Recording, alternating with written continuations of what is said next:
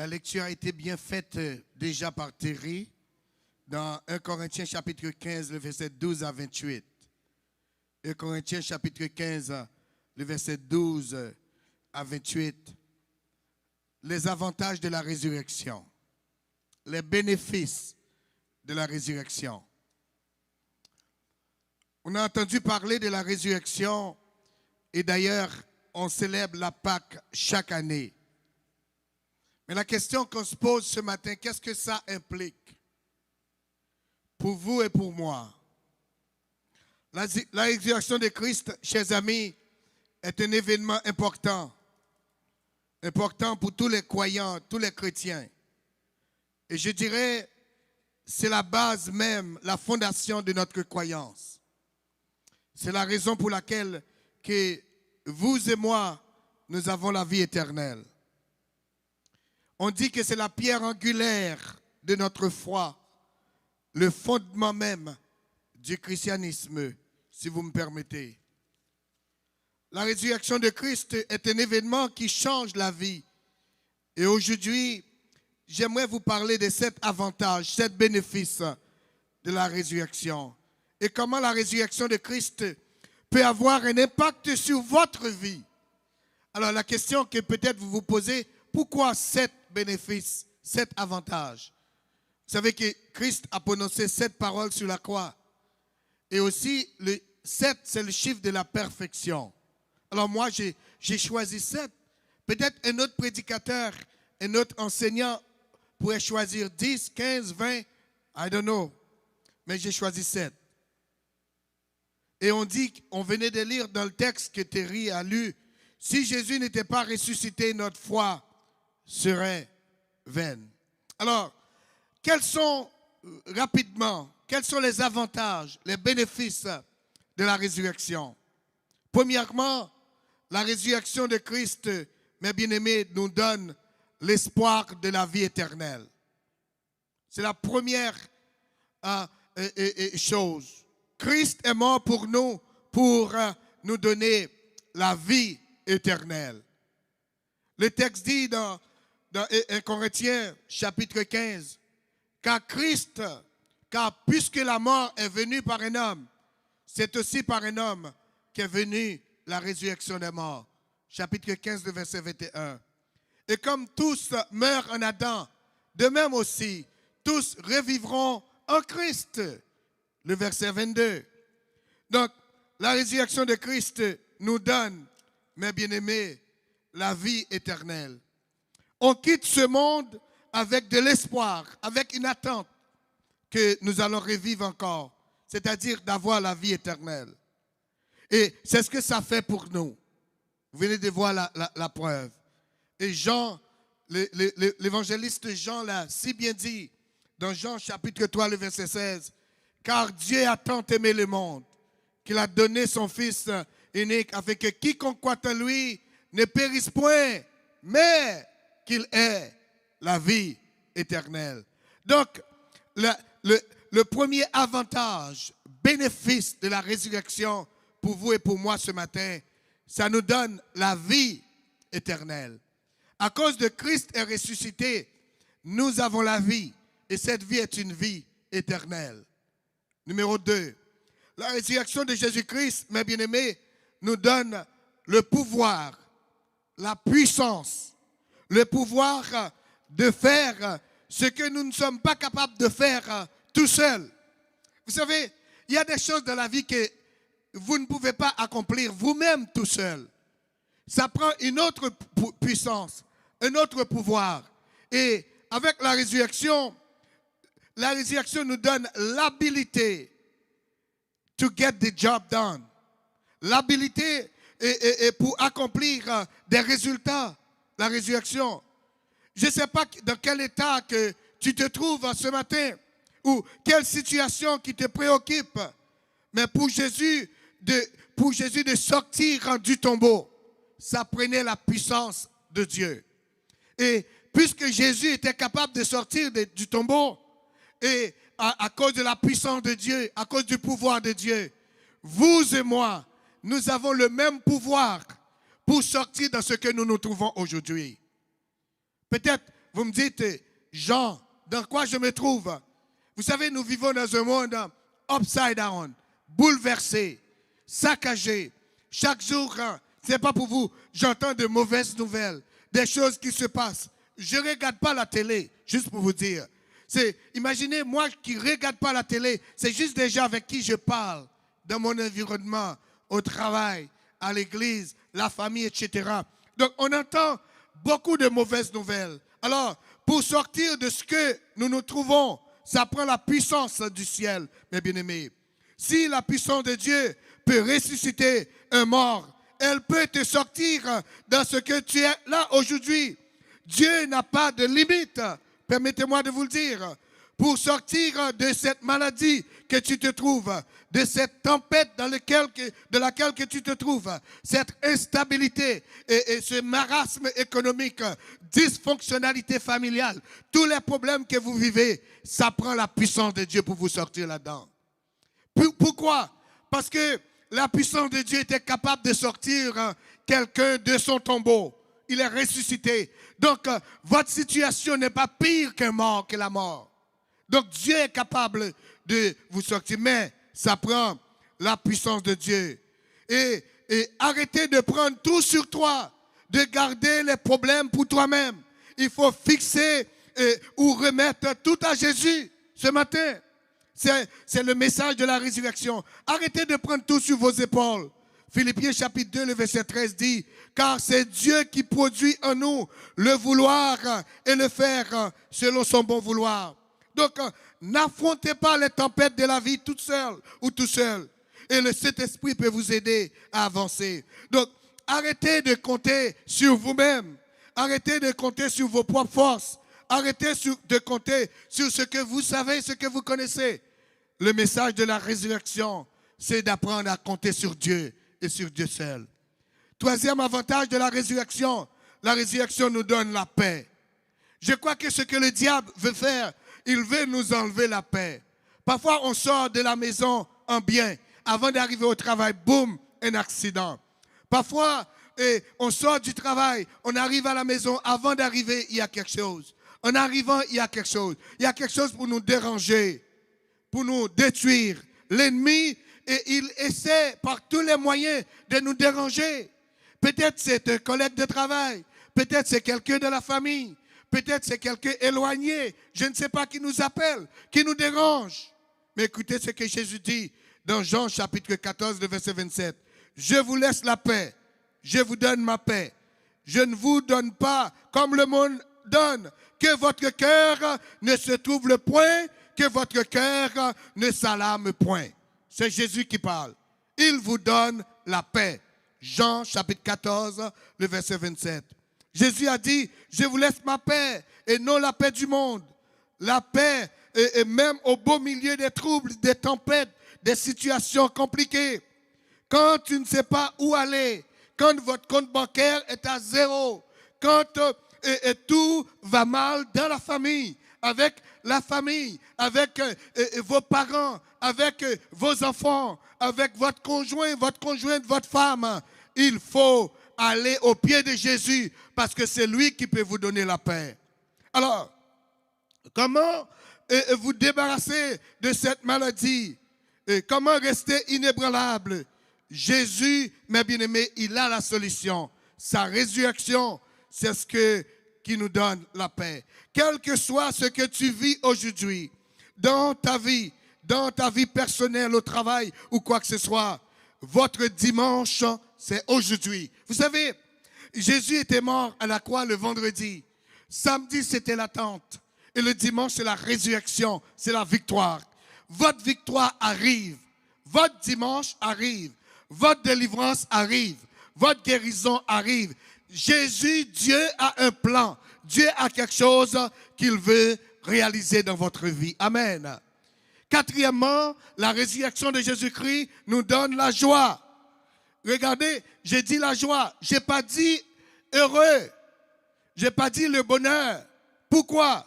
Parce que votre joie vient de ce que vous savez, mes bien-aimés. Tandis que votre bonheur dépend de votre condition de vie, votre état, etc.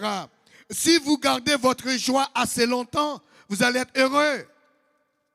Si vous allez connaître le bonheur, la joie vient de ce que vous savez. Mais votre bonheur dépend de votre condition dans la vie, votre état d'esprit, votre façon de vivre, de penser, de fonctionner, etc.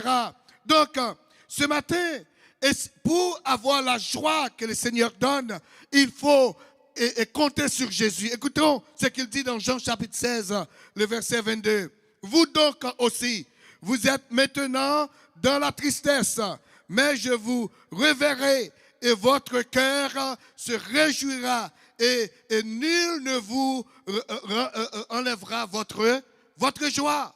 Votre joie. Personne. Et votre joie, c'est pourquoi je vous ai dit, ça se trouve en Jésus-Christ. Vous savez que si vous traversez des moments difficiles à l'instant, si vous connaissez des moments durs de votre vie, quel que soit votre âge, quelle que soit votre condition et votre situation matrimoniale, permettez-moi de vous dire que si vous croyez, si vous avez l'espérance que Jésus revient bientôt, vous allez être en joie malgré ce que le monde est en train de vivre. Amen. Parce que vous avez une autre espérance, c'est ce que le texte a dit. Si notre espérance est seulement dans ce monde, c'est seulement dans ce qu'on vit, ce qu'on connaît, changer de voiture, changer de maison, changer d'appartement, etc. Nous sommes les gens les plus malheureux que le monde, que tout le monde.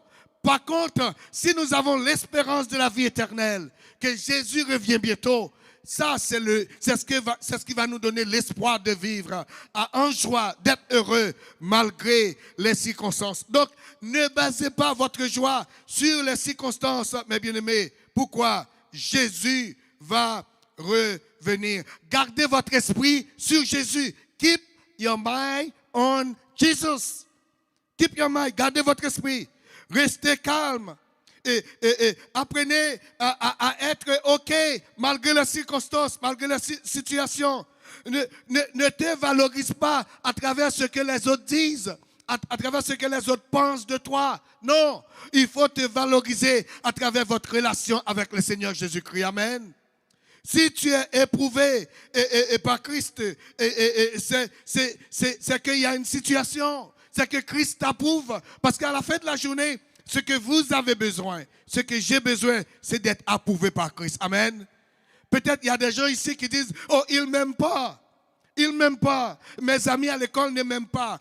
À mon travail, ils ne m'aiment pas. Ou bien, telle personne ne m'aime pas. Mon mari ne m'aime pas. Ma femme ne m'aime pas. Ou whatever. Permettez-moi de vous dire ce matin, si quelqu'un ne vous aime pas, ce n'est pas grave, pourvu que vous êtes aimé par le Seigneur Jésus-Christ. Amen.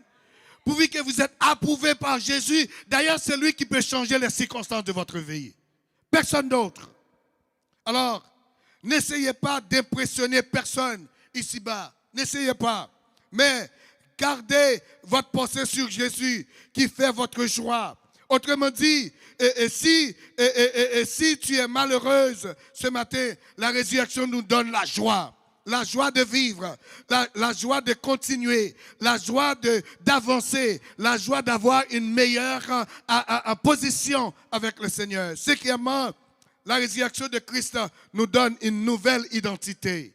Une nouvelle identité. Vous savez, qu'est-ce que Satan essaie de faire, chers amis? Satan essaie de nous montrer que nous sommes rien.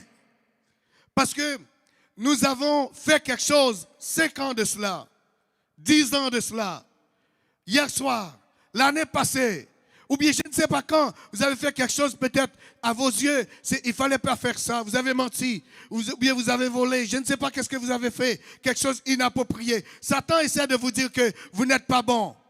Et vous êtes une mauvaise personne parce que vous avez fait quelque chose de mauvais.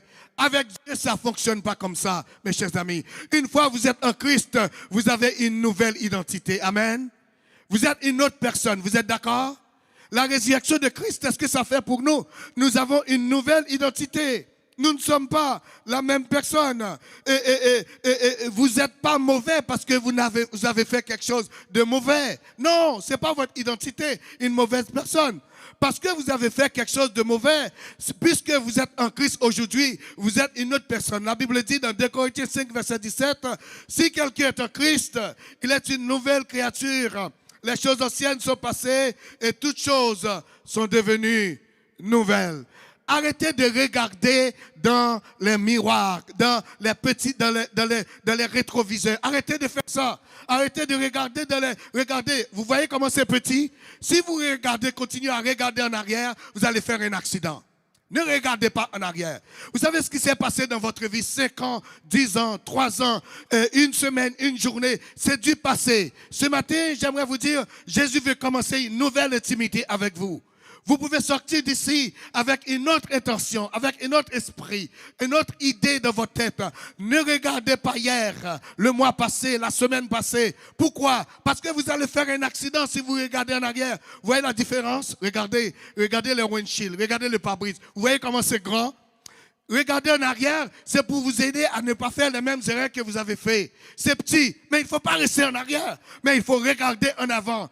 Il faut regarder l'avenir. Il faut regarder demain. Avec Christ, Christ qui est ressuscité, vous avez une nouvelle identité. Vous êtes une autre personne. Si quelqu'un est en Christ, dois-je répéter, il est une nouvelle créature. Les choses anciennes sont passées et toutes choses sont devenues. Vous avez une autre identité. Vous êtes une autre personne en Christ. Donc, n'écoutez pas Satan ou les gens autour de vous qui essaient de vous peindre une image que vous n'êtes pas. Parce que vous êtes le garçon de Dieu, vous êtes la fille de Dieu, vous êtes l'enfant de Dieu. En Christ, en Jésus-Christ, la résurrection nous permet de recommencer. Et aujourd'hui, c'est votre journée. Ce matin, c'est votre matin de recommencer à zéro et avec Jésus-Christ. Et il peut vous donner une vie nouvelle. Amen. Sixièmement, la résurrection de Christ nous donne une destinée, un but, une destinée, un but. Vous savez qu'est-ce qu'il est dit dans Éphésiens chapitre 2, le verset 10. Écoutez la parole de Dieu. Car nous sommes son ouvrage, ayant été en Christ, en Jésus-Christ, pour de bonnes œuvres, et que Dieu a préparé d'avance afin que nous puissions nous les pratiquions. Vous savez, quand je regardais, quand il dit son ouvrage, c'est faible ouvrage. Et même, j'ai lu au moins 7 à 8 versions de la Bible. Ce texte, chez moi, ça n'a pas touché, frappé comme il fallait. Tandis que quand je vais lire dans une version anglaise, il dit, nous sommes les masterpieces, le chef-d'œuvre. Le chef-d'œuvre de Dieu. Donc, vous n'êtes pas n'importe qui. Vous avez une identité, vous avez une destinée, vous avez un but. Et la résurrection de Christ nous donne une nouvelle destinée, un nouveau but, une nouvelle raison pour vivre. Pourquoi? Parce que vous êtes le masterpiece de Dieu, le chef-d'œuvre de Dieu. La personne que Dieu a chérie, mes bien-aimés. Et vous n'êtes pas n'importe qui. Donc, la raison qui me permet de vivre aujourd'hui, c'est à cause de la grâce de Dieu, d'accomplir des choses merveilleuses dans la présence de Dieu. Dieu a une destinée pour vous. Dieu veut vous amener quelque part. Dieu veut vous orienter quelque part. Vous savez qu'est-ce que David a dit? David, vous connaissez David, ceux qui ne le connaissent pas? David a été oublié par ses parents, rejeté par tout le monde. Vous savez qu'est-ce que David a dit dans le psaume 139? Je te loue, ô Dieu, d'est-ce que je suis une créature si merveilleuse. Il était un homme extraordinaire. Psaume 139, le verset 14. Je te loue d'est-ce que je suis une créature si merveilleuse. Donc, tu es spécial aux yeux de Dieu. Est-ce que tu le savais? C'est pas la maladie qui te définit. C'est pas le passé qui te définit. C'est pas ce que tu manques qui te définit. Ce qui te définit, c'est ta position en Jésus-Christ. Amen. Donc tu es spécial aux yeux de Dieu. Tu comptes pour Dieu. Est-ce que tu peux dire à la personne à côté de toi, tu es spécial aux yeux de Dieu? Dis ça encore à la personne de l'autre côté, tu es spécial aux yeux de Dieu. La personne en arrière de toi, dis à cette personne, tu es spécial aux yeux de Dieu. Tu es belle aux yeux de Dieu. Tu es beau aux yeux de Dieu. Tu comptes aux yeux de Dieu. David dit, tes œuvres sont admirables, mon âme. Pourquoi, vous savez pourquoi David a dit ça? Pour David de devenir roi, c'est Dieu seul qui était à la base de son ordination comme moi. Vous savez, il y a des gens autour de nous, même si ces gens-là, parfois, ils vont nous montrer qu'ils nous aiment. parfois, les gens sont tellement hypocrites. C'est difficile de savoir le faux et le vrai. Vous êtes d'accord avec moi? C'est pourquoi ce matin, j'aimerais vous inviter à ne pas compter trop sur personne, sur les humains. Cela ne veut pas dire qu'il ne faut pas être gentil, heureux, servir les autres, apprécier les autres, compter sur du monde. Mais oui, il faut faire toutes ces choses-là. Mais j'aimerais vous inviter à compter plus sur Dieu, sur personne d'autre dans la vie. Amen. Parce que Dieu, pour David de devenir roi, ce n'était pas la mère de David. Ce n'était pas le père de David. Ce n'était pas les frères de David. C'était personne, mes bien-aimés, c'était Dieu. C'est pourquoi Jésus dit, sans moi, vous ne pouvez. Pour devenir la personne que Dieu vous a choisi pour devenir, ça prend. Mes bien-aimés, Jésus-Christ, la résurrection nous donne une destinée, un but, un objectif de vivre. Si personne, permettez-moi de vous dire, si personne vous valorise dans la vie, et vous savez, Dieu vous valorise. Si personne vous accepte, Dieu vous accepte. Si personne vous aime, Dieu vous aime. Si personne vous comprend, Dieu vous comprend. Parce que c'est lui qui a votre destinée en main. C'est pas les collègues à l'école, hein. C'est pas les élèves de la classe, même s'ils vous disent, ils vous aiment pas, vous n'êtes pas belle. Ça, c'est votre problème. Vous êtes la créature de Dieu. Vous êtes la fille de Dieu. Vous êtes le garçon de Dieu. Même si personne ne vous dit rien, ne vous en faites pas. Votre Père Céleste, il a son plan pour ta vie. Ils ne peuvent pas déterminer votre avenir. Les gens peuvent essayer de coller des étiquettes sur vous, mais ça ne marchera pas. À travers la résurrection de Jésus-Christ, Dieu vous valorise. Dieu confirme notre identité. Dieu nous donne une nouvelle destinée, un nouveau but.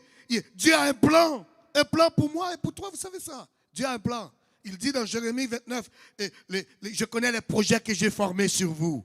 Les projets de malheur et non de bonheur et non de malheur, afin de vous donner un avenir de l'espérance. Donc quelqu'un n'a pas un projet pour vous. Satan n'a pas de projet. Satan est venu pour vous détruire. Et c'est pourquoi, chers amis, n'essayez pas de trouver le bonheur, la joie de les choses périssables. L'alcool ne peut pas nous produire le bonheur. Le tabac ne peut pas. Vapoter ne va pas vous aider. Mais si vous restez dans le plan de Dieu, vous allez connaître l'objectif que Dieu veut tracer pour vous. Et vous allez réussir dans la vie, mes chers amis. Vous savez que Dieu a un plan pour chaque personne ici dans la salle. Chaque jeune fille. Chaque jeune garçon, Dieu veut vous amener quelque part. Si vous voyez, vous êtes bon en maths. Si vous voyez, vous êtes bon dans les commerces. Si vous voyez, vous êtes bon et vous avez l'idée d'entrepreneuriat. Si vous êtes bon en faisant ci, en faisant ça. Vous êtes manuel. Continuez là-dedans parce que ça va vous amener dans votre destinée avec Dieu. C'est là que Dieu va vous amener. Si vous aimez servir les gens, c'est que vous avez du potentiel dans le service à la clientèle. Peut-être vous allez devenir un géant dans ça. Vous allez être riche là-dedans. Des ventes, entrepreneuriat, je ne sais pas, commerce, de nouvelles idées. C'est ça quand je parle de destinée, je parle de plan, je parle de but. Peut-être vous aimez parler aux gens, encourager les autres, servir les autres. Quel que soit ce que Dieu prépare pour vous, il met dans votre cœur, il va utiliser ça pour vous amener à votre prochain niveau. Amen. Finalement, septièmement, pour terminer, la résurrection de Jésus-Christ nous donne de l'unité. L'unité. Vous savez, la résurrection de Christ nous permet de fonctionner ensemble. La résurrection de Christ nous permet de travailler ensemble. L'esprit de division est le contraire de l'unité. Vous savez, ça vient quand on donne de la place à la différence entre l'homme et la femme, entre où est-ce que tu habites. Moi, j'habite dans tel quartier. Toi, tu habites dans tel quartier. Je suis meilleur que toi. Moi, j'habite dans tel appartement. Et toi, tu habites dans... Ça, c'est l'esprit de division. Tandis que, même si tu habites dans le quartier X, j'habite dans le quartier Y, on peut travailler ensemble. La résurrection nous permet de fonctionner ensemble. Vous êtes d'accord avec moi? La résurrection nous permet de vivre ensemble. Mes chers amis, il faut apprendre à travailler ensemble. Il faut apprendre à tolérer les autres. Il faut apprendre à accepter les autres. Si vous êtes en Christ et Christ est dans votre cœur, c'est impossible que vous ne soyez pas capable de tolérer une autre personne, d'accepter une autre personne, de vivre avec une autre personne, de pardonner une autre personne. Pourquoi? Éphésiens chapitre 4 dit, il y a un seul Dieu, il y a un seul Seigneur, il y a un seul Sauveur, il y a un seul salut, etc., etc. Vous savez qu'est-ce que Paul dit dans Galates chapitre 3, le verset 28? Il n'y a aujourd'hui aucune différence entre Grecs et Juifs, entre blancs et noirs, entre femmes et hommes. Vous savez, et je me rappelle quand j'étais au séminaire et j'étudiais, on faisait beaucoup cette discussion-là. Et moi, j'ai étudié dans un séminaire baptiste.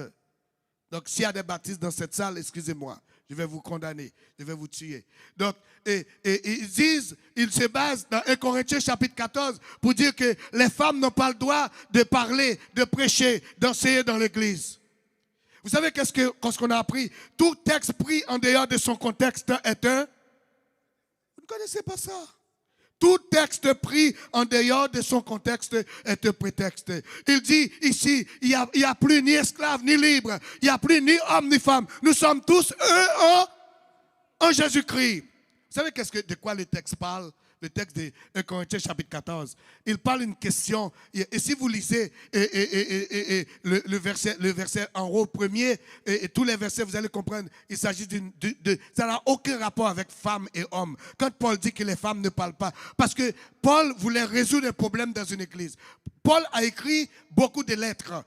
Toutes les lettres de Paul, c'est des lettres correctives. Toutes les écrits, il y a une seule lettre qui n'est pas une lettre corrective, c'est Philippiens. À part Philippiens, toutes les autres, c'est des livres correctifs. Qu'est-ce que Paul voulait faire? Paul voulait adresser des questions. Paul voulait répondre à des questions, corriger des problèmes. Donc, si vous lisez le verset premier de ce chapitre, Corinthiens chapitre 14, vous allez comprendre qu'est-ce que Paul voulait faire. Ce n'est pas parce qu'il voulait que les femmes... Donc, eux, ceux qui disent que les femmes n'ont pas le droit, ils utilisent seulement ça. Mais vous savez quoi, mes bien-aimés? Vous savez qu'est-ce qui est triste? Vous allez lire avec moi ce matin, avec le message de la résurrection, qu'est-ce qui s'est passé. Qui, le propriétaire de ce message-là, celui qui sauve, celui qui transforme, et qu'est-ce qu'il a fait? À qui il a confié le message de partager? Matthieu chapitre 28, le verset 9. Allons-y, affichez pour moi. Matthieu 28, verset 9, vous allez voir que Jésus dit aux femmes, c'est aux femmes que le message a été confié. Vous êtes d'accord? Donc, est-ce qu'il va l'afficher pour moi? Non? Oui, peut-être. Vous allez comprendre pourquoi je vous dis ça. Et voici, Jésus va à leur rencontre et dit, je vous salue. Elle ici, est-ce que c'est les hommes ou bien? Moi, je ne suis pas bon en français. Peut-être vous pouvez m'aider. Elle ici, c'est pour les hommes ou bien pour les femmes? Elle, c'est pour les femmes. Donc, vous êtes d'accord avec moi. S'il y a des baptistes ici, je suis désolé. Donc, elle s'approche. Elle, on s'entend, c'est pour les femmes. Elle s'approche pour saisir ses pieds et elle se prosternèrent devant lui. Et on avance, verset 10, écoutez ce qu'il dit, écoutez ce que Jésus dit, verset 10. Et alors Jésus leur dit, c'est Jésus qui parle, hein? Jésus leur dit, ne craignez pas, allez dire à mes frères de se rendre en Galilée, c'est là qu'ils me verront. Allez, donc ça c'est le message de la résurrection. Bien sûr, ça a été confié à qui? Pas à des îles, mais à des elles, c'est-à-dire des femmes. Donc les baptistes dans la salle, je suis vraiment désolé. Donc ne me dites pas que les femmes n'ont pas le droit de partager la parole, parce que le propriétaire du salut, qui est Jésus-Christ lui-même, il a dit aux femmes, allez dire. Donc c'est elles qui ont apporté le message de la résurrection. Qu'est-ce que la résurrection de Jésus-Christ nous fait? Ça nous donne l'unité, ça nous permet de vivre ensemble. Mettez vos affaires de différence de côté. Et ne recherchez pas des troubles avec des choses qui ne sont pas troublables. La Bible dit qu'il y a un seul Dieu. Apprenons à vivre ensemble. Apprenons à vivre avec les autres. À travailler à l'église, à fonctionner. Et quelle que soit l'église où vous allez trouver des problèmes. Je vous le dis tout de suite. Là où il y a des humains, il y a des problèmes. Au travail, il y a des problèmes. Et j'ai changé de succursale. On m'a envoyé je pense que tout était parfait. Alors je commence à voir les problèmes. Partout où il y a des humains, il y a des problèmes. De toutes les églises, c'est des humains, donc il y a des problèmes. Si vous changez d'église parce qu'il y a un problème dans cette église-là, il va y avoir un autre problème dans une autre église.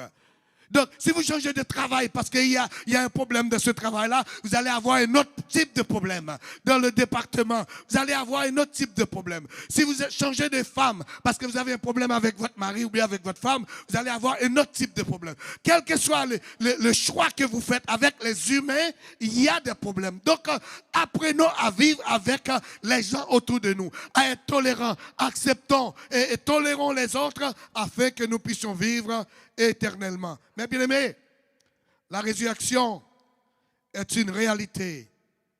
Et je viens de partager avec vous 7 avantages qu'elle nous apporte. Votre passé ne détermine pas votre avenir. Ce que vous faites aujourd'hui, là où vous êtes, là où vous habitez, ce que vous possédez, c'est parce que vous allez être dans l'avenir. Jésus était sur la croix le vendredi. Ce n'était pas sa finalité sur la croix. On l'a enterré, ce n'était pas sa finalité. Tout le monde était dans l'attente. Et dimanche matin, Jésus est ressuscité. Jésus n'est pas resté dans le tombeau. Son tombeau est vide d'ailleurs.